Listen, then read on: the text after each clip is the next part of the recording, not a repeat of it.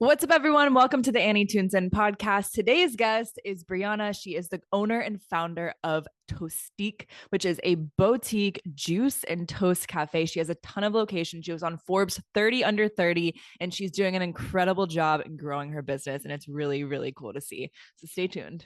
Well, welcome to the Annie Tunes In podcast. I actually saw your article on Forbes when I was looking through it, and I was like, this is awesome. This idea is so cool. Thank So you. I wanted Thanks. to, I wanted to talk to you about that. And I kind of wanted to know first a little bit about before how you got started. How was your life growing up? I'm trying to think of how this idea came about. Yes. Yes. So that's a great question. It really she kind of inspired from when I was younger. I would say I was always active. I was a very active child. I did all the sports and I started like a dancer, gymnastics when I was little, and I did soccer, volleyball, basketball. I did all, but I really kind of found my way back to cheerleading, but in all-star competitive cheerleading, which I just love. That's Yes. awesome. Yes. And so I actually did all-star cheering, and then in high school I dove. I was on the diving team.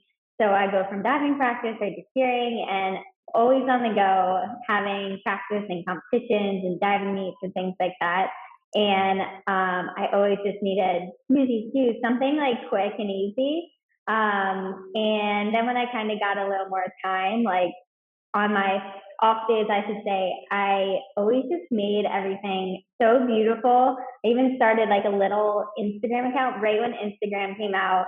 And just like posting like open faced sandwiches. I've used like English muffins though. That's what my parents always got. Are yummy. And like smoothies, I made like different layered, colorful smoothies. And so I always just loved eating like beautiful food and healthy food.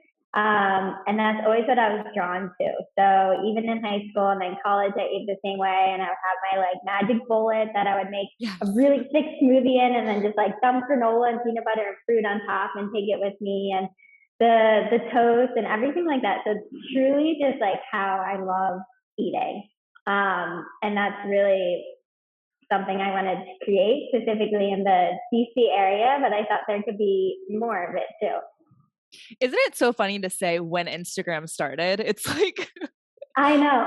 like we were and we weren't even like it was what beginning of well for me it was like I guess end of high school beginning of college ish. Yeah, me too. Me too. So transitioning out of that, I have the same competitive cheerleading background, and I always was grabbing wraps and toasts and whatever else. So Yes. transitioning out of that to starting a business is huge. I mean, trying to figure out how to even begin. So what Yes. was your experience with that? Like when the idea came about to I want to start my own thing, who did you tell first? How did you start? How did that concept come about? Yeah, so it's always something that I wanted to do in the back of my head. I just always wanted to own my own like health cafe. And I think the first person I told was my boyfriend, and I was like, we need my initial idea while I was living in DC was like a breakfast food truck because DC is full of food trucks. And I was like, I love breakfast. I haven't seen any that I mean, like during the week downtown. I thought it was like the best idea. And I started looking into just like how it would work. And I was like, oh, this looks like a nightmare. Like I would have to fight for my parking spot every day. And I was like, oh, that just sounds like very stressful. And so then my dad was actually the one that was like, why don't you do like a storefront? Then people know where to find you every day. Like you have a place to go. And I was like, okay, yeah, that's probably a good idea. And at the time, it was actually going to be called Toasted. And then I saw that it was trademarked in Texas. And I was like, yeah, I guess that's like not very original anyway. And if we decided to grow, then we couldn't open them in Texas. So we just like spitball names. And that's kind of how Toasty came about. It's very classy. I love it. Yeah, like a boutique toast shop, really. And I just got super excited about it and was kind of talking to Kyle and my parents, and they're like, "Oh yeah, yeah, great idea." And we were walking around the Wharf area in Southwest DC, and it was very much under construction. And I just like fell in love with it. It's on the water, and I'm very much like beach girl, love the water. And in DC, it's kind of hard to come by. So I'm like, oh my gosh, this is like where Toastique needs to go, even though it didn't have a name yet. And loved it. Just new on the water, very modern. I was like, this needs to be it. So there was window film on the wall or on the window with the broker's information. And so reached out, and long story short, he was like, you need to like put something together to give yourself some sort of credibility. And I didn't have that. It was always just an idea. So I was like, this is it. Everything about it felt so right. So I sat down for a 27-page business plan in like 24 hours and just like fake it till you make it at its max. Just learning what I learned in school and then like on Google and just doing this research to create this 27-page business plan. And so long story in 24 short, hours, that's insane. yeah, yeah. And even Kyle was like, we're not doing this. We're not, like, I was like, I'm doing this. Like everything about this feels right. Like this, it just felt so right. I was like, I'm just gonna do it. Like I gotta give it my all. And then so he showed us the space, and it was only 1,000 square feet, and I'm like, this is perfect. And from there, just like hit the ground running, moving forward with everything. Told my parents I was like serious about it, and they're like, okay, yeah, all right, like go for it. And it all like just happened so fast, just from like this idea that I had, a dream that I had, into action and like into reality. It was pretty crazy, and it happened so fast. Oh my God, I love this story. And so the broker, it seems like he kind of was one that gave you the push because he made Yes, you do it very quickly. Or else, like, yes, sometimes it can take a while to kind of think, like, okay, when do I need to do this by? But when someone tells you, like, you have 24 hours, you're like, oh shit, yeah. I got to get this done. Well, I was working in hospitality, and my next day off was Tuesday. So I specifically asked, I was like, hey, can we come to space Tuesday? And that's when he was like, oh, like, yeah, let me see a business plan or something. And it was Sunday.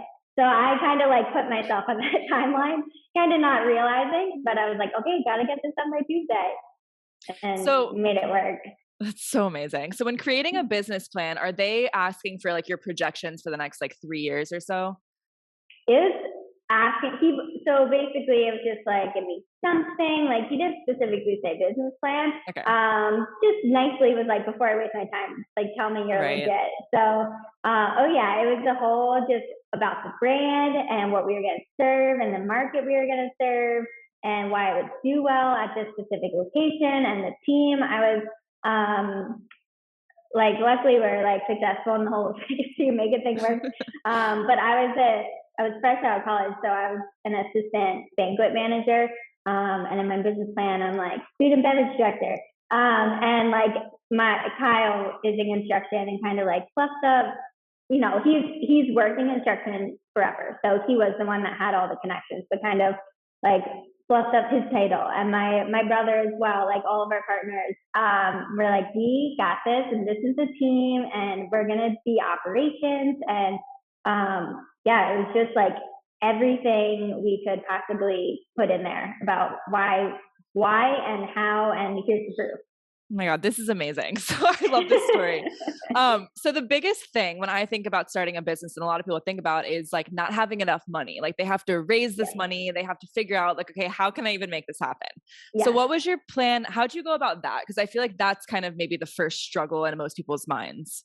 Yes, that's definitely, I think, the biggest struggle, especially for younger entrepreneurs. Mhm. So originally it was going to be just Kyle and I kind of going on this venture together, and then we realized we need more capital, which is why we brought in his best friend, who just grew up in a family, always just passionate about cooking. He's worked more back of house in the kitchen, from like vegan restaurants to like fine dining catering. He's done a lot, and also just came from a family that's like he's just surrounded by cooking. Mhm. So we brought in him for his expertise, and then also more capital, and then also my brother as well, who's worked in restaurants. We're a hospitality family, and also capital. And then, so there's this thing called TI, like tenant improvement money, Mhm. that typically business owners get to build out their space that the landlord gives them, and then kind of built into the rent. So it's like an interest-free loan, Mhm. so to say. But we didn't get any of that because we were brand new, like never owned a business. So they didn't want to give us any money to see what happened. So we were all just getting loans from the bank, wherever we could pull money from. my dad was like, whatever you do, don't get credit cards. That's the worst type of debt you can go in. But we were like pushed to an extent where I was like, I have no other options. So I got 3 credit cards, all with the 50 months, no interest. And it ended up working out, got it paid off before 15 months, but we were really like pulling wherever we could to fund it ourselves because that was really the only option that we had. Yeah, I mean, when you have such a time crunch for everything, it's like like what you said, you don't have another choice. You have to make it happen. You have to make it work. I also think it's really cool how you kept everything like close knit with your team. Yes. Like it's Yes. it's just really cool how that all works out where you kind of talk to someone and they're like, I'm down for it, I'm on board. And then everything just kind of flows together. So, yes, and I think I was just gonna say I think that's honestly one of our biggest strengths is that we don't have any outside capital and we're all friends and family and we are all very diverse and like so like Kyle's like numbers and construction. So like if it comes down to it, we'll let him kind of make that decision, but we'll all have a say in it and vice versa and things like that. And what's pretty cool is that Kevin, Kyle's best friend from when he was little, convincing me on board, super excited, go getter. After every meeting, we'd be like, okay, what are you scared of? And we'd go around and he was always like, I'm not scared of anything, I'm not scared of anything.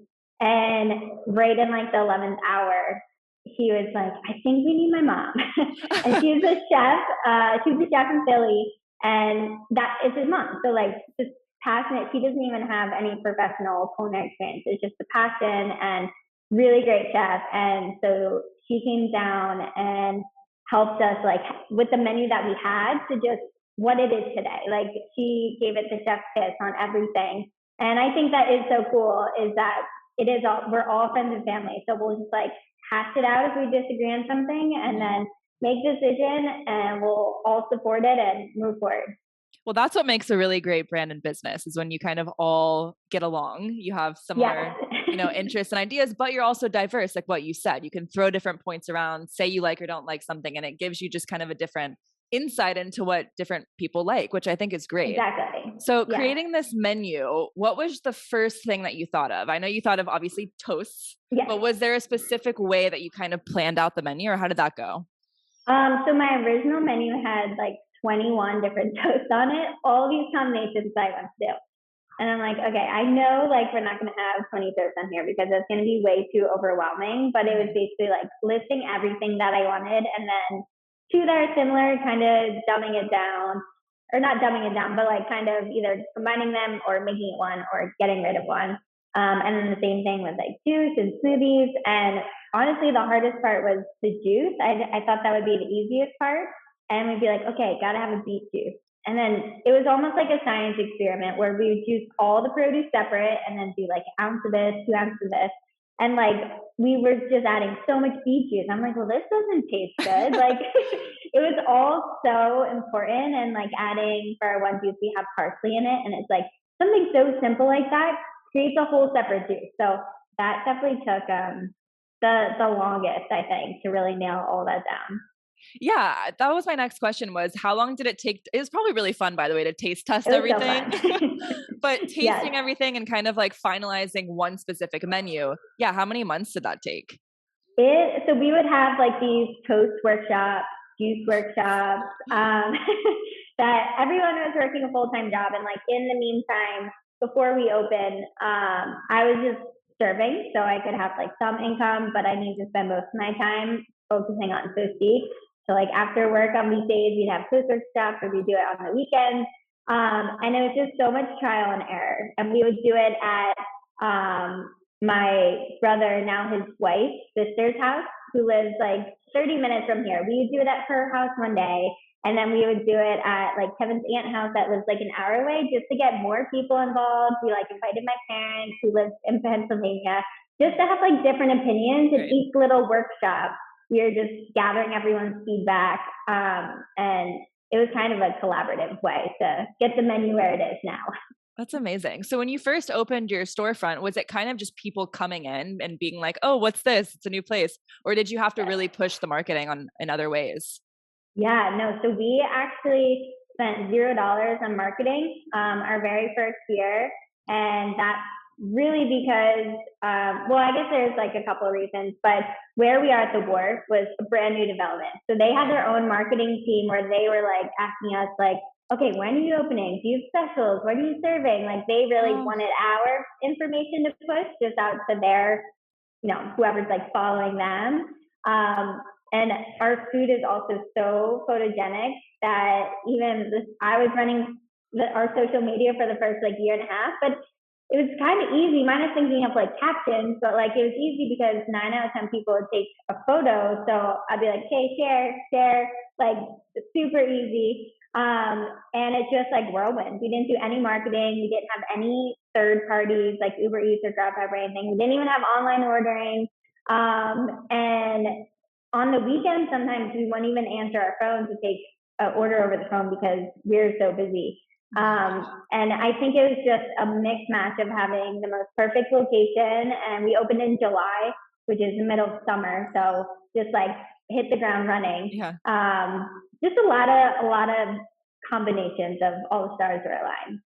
Yeah. Well, I think that a lot of restaurants that I see now opening, they want to make everything like Instagrammable. Like everything needs to be a very modern, cute location. The food has to look good.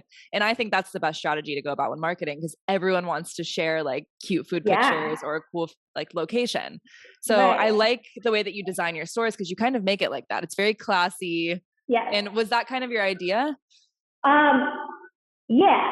Yes, for the way I wanted the store to look. I wanted just a very warming environment. I feel like most juice bars are kind of like whitewashed and like very beachy, but I wanted something more elegant and classy and inviting. And also that could really have neutral tones so that the food could kind of speak for itself and how beautiful and colorful it is and live plants.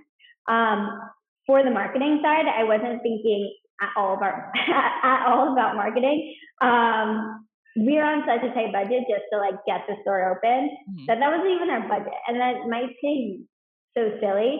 And luckily, it all worked out for us. But like marketing wasn't even on the radar to like think of how we should promote it. We were like, we just need to get it open, have amazing food, and it's going to be great. I love that. So you're super confident from the get-go of what this thing was going to be. That's amazing. So now it's been 3 years or 4 years since you've had it open? 4. 4 years. Okay. So at this point, are you kind of just focused on expanding it or do you have other things that you're kind of thinking about doing? That's a good question. So right now we're definitely in a growth period. I feel like actually we've always kind of been in our growth period. It is a very scalable model. And so we've been opening one corporate store a year. And now we're into franchising, which is like expedited our growth. And it's super exciting going into new markets and just seeing how the community reacts to it for something fresh and new. And so it's super exciting.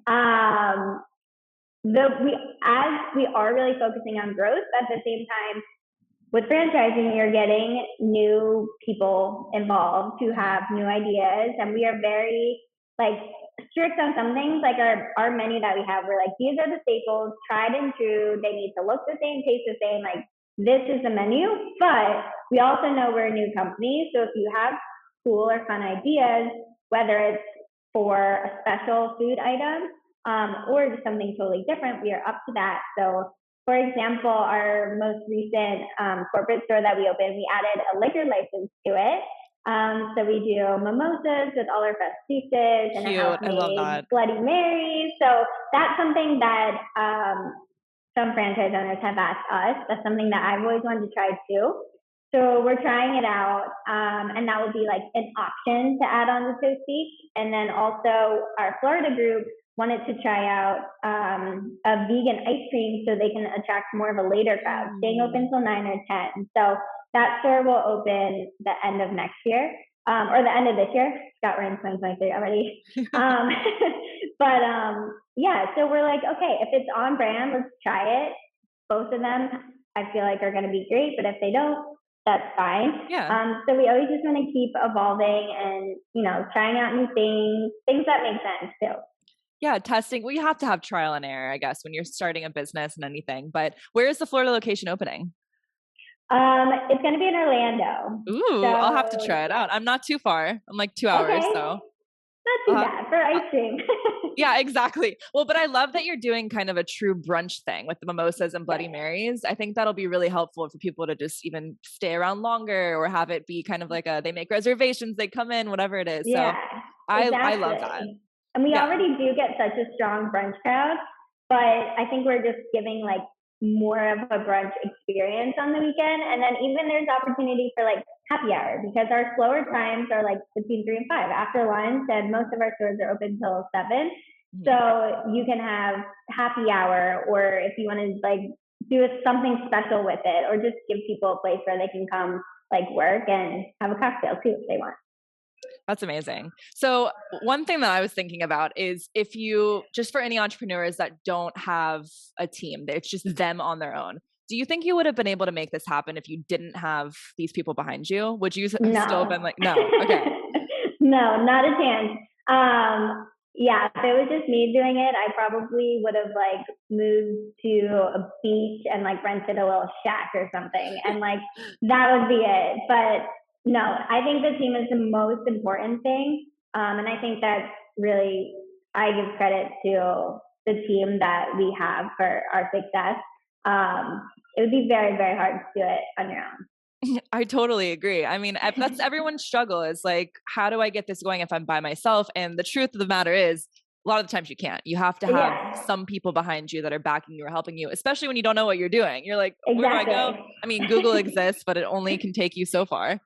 So, where do Exactly. you see yourself in the position that you're in now within the next like 5 or 10 years? I know this is like the hardest question, but just I like, know. what are some like amazing goals? Like, if you were like, I really want to do this in the next like 5 or 10 years, what would it be? I know. I get asked this question like frequently, and it's just so hard to give me like a straight answer. But honestly, my just goal for Toastique is not a number, or like I want to get to like 100 stores in 5 or 10 years. It's more just expanding to new markets in the most prominent location where we're really making a statement for the brand. Like the whole growth period, we're just focusing on quality over quantity. Yeah. From is like we want to be in the best spots with either our best staff or the best franchise partner, and just producing something awesome and something that, just keeping the brand fresh like that and consistent. Those are like my two main goals, is keeping it consistent, but also making it feel like people when they walk in, they know they're at a Toastique, but there's little nuances that make it different. And we just wanted to never feel like the stereotypical like franchise, like with ads everywhere and like on the windows and things like that. So it's not like a black and white goal, but just having the brand grow in a very like positive way. Well, and it is like just by hearing you talking about it, it doesn't seem like it's some like basic corporate thing because like you're really true to the brand. Like what you stand for is what the brand is, which is so cool to Yes. me because everything that you do from the menu to just everything is like very close to your heart, which is awesome. And It that does not happen all the time, but people can see is. that. So I think people will get that feeling for it when they just walk through the door or if they talk to you or hear something from you, which is I think is amazing. So what Oh, well, advice thank would you. you give to young entrepreneurs that want to start something and have no idea where to start? I would say to do something that you're absolutely passionate about, like borderline obsessive. Like I know I'm obsessed with Toastique, and sometimes it's not healthy. Like I stay up at night, like just thinking about everything. But if you're so diehard passionate about it, you will never get burnt out. Like you'll have tough weeks, whatever. It's gonna happen anywhere. You're gonna have tough weeks in like corporate life as well. But if you're passionate about something, that's what's gonna keep you just moving forward and motivated, and you're just never gonna get burnt out. Like owning a business is difficult, stressful. There's so many challenges that come with it, but it's still so rewarding. So I think there just needs to be that balance of like, yeah, you're probably going to work harder than you did in your corporate life, but it's going to be for you. So like the harder you work, you're going to just feel that much more satisfied. Yeah, that was actually one point that I wanted to ask you about. Lastly, was like a lot of entrepreneurs think that their lives will be so much better when they start a business. They have all this freedom. It's like they make more money, all these things. And it's really not the case. I mean, It's you not might have the case more, at all.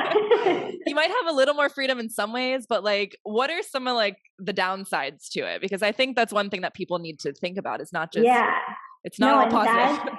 no, it's just so, and that's why I go back to like doing something that you're so passionate about, because it's kind of funny. I'm like, oh yeah, well I got burnt out my last job because I was working like 78-hour weeks. Okay, well now I'm working like 90 hours a week and like having sleepless nights and like it's never ending work, but it's just so different. Like when we opened the first store, I was working open and close, so it was 7 to 7. I was working 12, 14-hour days every single day without a day off. And I didn't even like feel tired until I like got home and like sat on the couch and I was like, oh wait, I'm exhausted. But I would like wake up and just have so much adrenaline, and I just loved being in the store, loved talking to people, loved just talking to my team. And like that's just what kept me going. And it's so different when it's for you. But it's definitely not like, okay, open a store and or whatever you want to do, like open your own business and like life's good. it's it's very different, but I absolutely love it. Yeah, it's like your brain never really shuts off. Like you Never, don't really have a lot of never. time. But the other No. thing too is like every week you have something that you're working towards, which again gives you that adrenaline, which I think is like so amazing. That's one of the positives of starting a business is every week you can do something totally different that could shift where your business is going to go. And it's up to you. I mean, obviously the team as well, but it's just it's really cool that you're able to do that and you're not stuck in something where it's like you have to kind of follow the trajectory of what they want you to do. It's kind of up to you. So that's one really big positive about it. But again, like there's not a lot of free time and it's hard when you're younger. I mean, I'm sure it's been hard for you. Maybe if people invite you to things or you can't do something because you're so busy. Yeah, that's definitely a huge part of it. And there's so many sacrifices. The first year open, I always say like I said, I'm a beach girl, so I was definitely the palest I've ever been. I had like no vacations. I had to miss a wedding. Like so many things that sometimes it's hard for people to understand. They're like, well, why can't you're missing out? And I'm like, I know I just have to like really dedicate myself for a few years, like really dedicate myself, sacrifice a lot of things for a few years, but it's all going to pay off in the long run. But if you don't put your sacrifice and everything up front, then you might not have the opportunity to really make the business how you want it to by not giving it your all in the beginning. That's perfect words to say. I completely agree with you. Well, thank you so much for coming on the podcast. And where can they find you?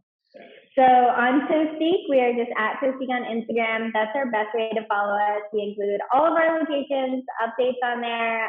You get to see all our food, our specials, everything like that. And my Instagram is just at Brianna Keith. Very simple. I'll make sure I put it in the description below. And thank you so much. And we'll talk soon. All right. Thanks so much for having me.